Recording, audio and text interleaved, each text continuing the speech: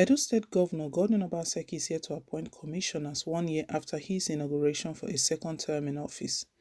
The people of the South-South state are no longer comfortable with the strange style of governance, writes South-South Bureau Chief BC Olaniyi.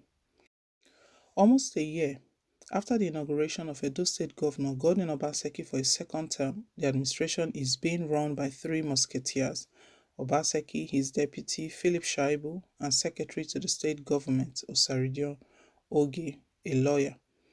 The governor, in his speech during the inauguration, promised to hit the ground running and continue with his administration's developmental strides.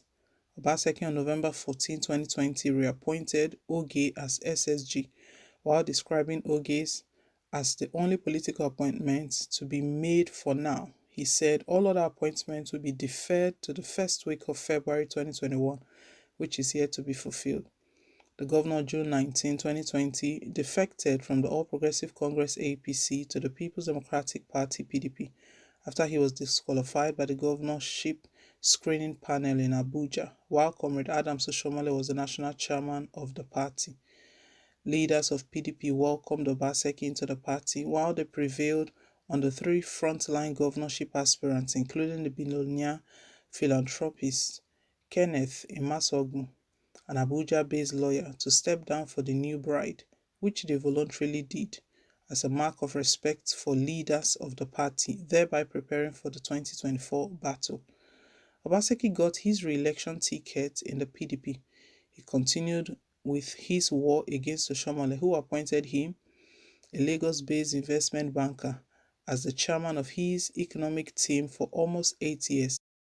Governorship candidates of all the political parties cleared by the Independent National Electoral Commission (INEC) immediately moved to the three senatorial districts of Edo for aggressive campaigns, but the September 19, 2020 governorship election was a straight fight between Obaseki and the more experienced standard-bearer of APC, Pastor Saige Ize-Iyamu, a former Edo SSG, who was the 2016 governorship candidate of PDP.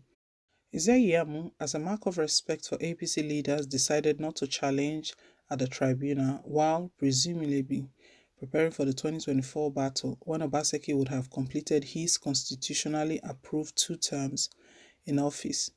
Shaibu, who hails from Edo North Senatorial District, is determined to succeed the governor in 2024, thereby blocking the chances of indigenes of Edo Central Senatorial District. The first week of February 2021 passed without the cabinet being constituted by Obaseki, who gave excuses of his defection from APC to PDP and the need for harmonization among the critical stakeholders in Edo PDP.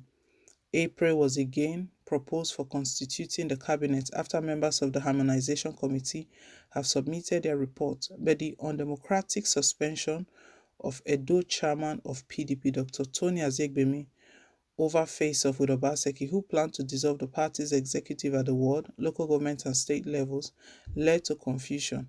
Azegbemi was later reinstated. Obaseki also asked all persons who were interested in political appointment to approach a committee chaired by a former vice-chancellor of Ambrose Ali University, AAU, Ekpoma, Professor Dennis Agbolaho, for screening. The applicants were asked to get endorsement from political leaders in their domains as part of the criteria for being considered. Agbolaho's committee subsequently submitted its report, while another review committee was later put in place by Edo Governor. On April 12, Obaseki began the process of forming his cabinet by forwarding for approval to 10 of the 24 members of Edo House of Assembly who sit inside Government House Benin, a list of 15 nominees for appointment as special advisors. It was immediately approved by the Assembly led by Marcus Onobo. The Edo Speaker directed the Clerk of the House of the Assembly, Yaya Omogbai, to convey copies of the approval to Obaseki for immediate action after the lawmakers' unanimous vote, but Obaseki is yet to appoint any special advisor. A chieftain of the PDP in Edo, Chief Charles Idahosa, gave insight into why Obaseki has not constituted his cabinet.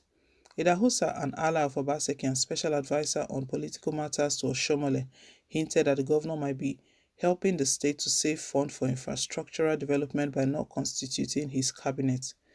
The PDP chieftain said, Edo State Governor is almost 1 year in office in his second term and there is no cabinet. It worries me. But the law does not say when the governor must form a cabinet. The law gives the governors and the president the room at their own time. We are not happy. I must make that very clear to you. This month is making it a year that the governorship election was held in Edo State, September 19th. But you see, Obaseki cannot be like Chief Lucky Benedio, a former governor of Edo State. Lucky Benedio cannot be like Comrade Adams Oshomole. Each governor comes with his own style, but the governor will give you reasons. As I'm speaking with you, there is another committee set up by the party PDP, but the Edo governor has just finished moving around the 18 local government areas of the state. Maybe Obaseki is taking advantage of that to save more funds because he's more concerned about having funds to turn Edo State into an El Dorado. As far as I'm concerned, only one person cannot do that. He has a very big dream. A lot of our people are not happy, but the truth of the matter is that there is no law that any person can use to hold him. Idahosa also expressed displeasure over the inability of most people to speak the truth, which he noted would be bitter.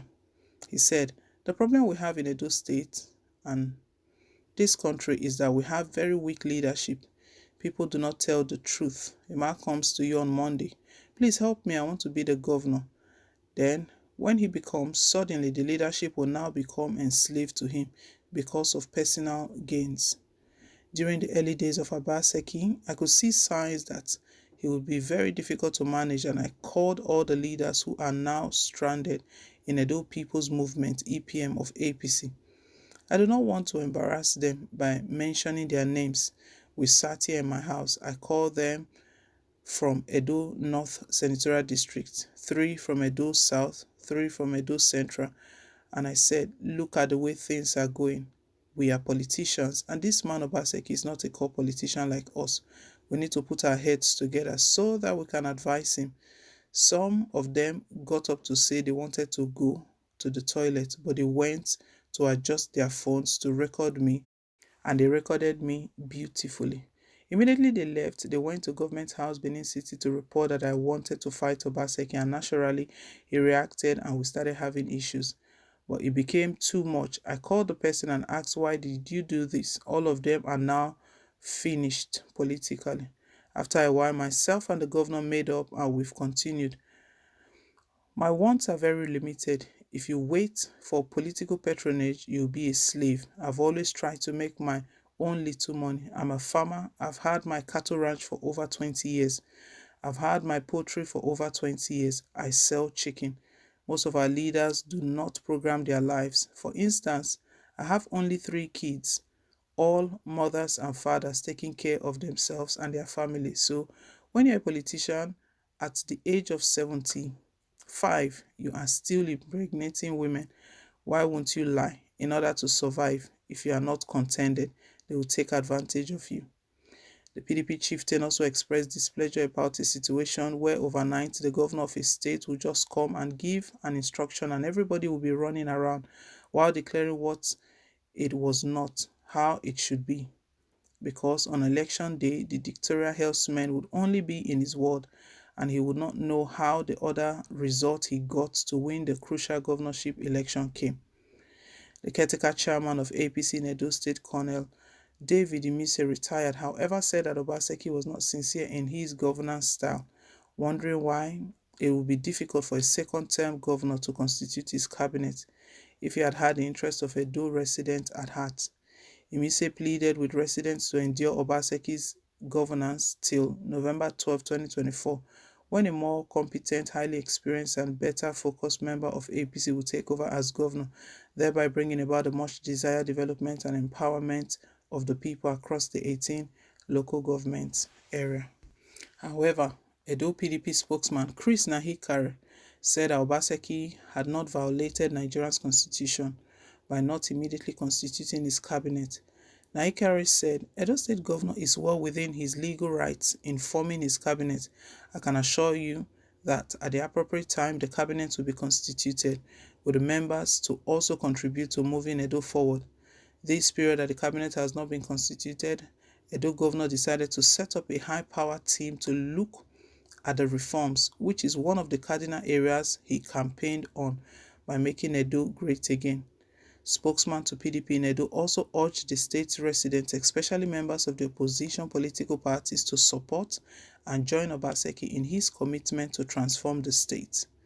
Edo governor should now do the needful without further delay by constituting his cabinet.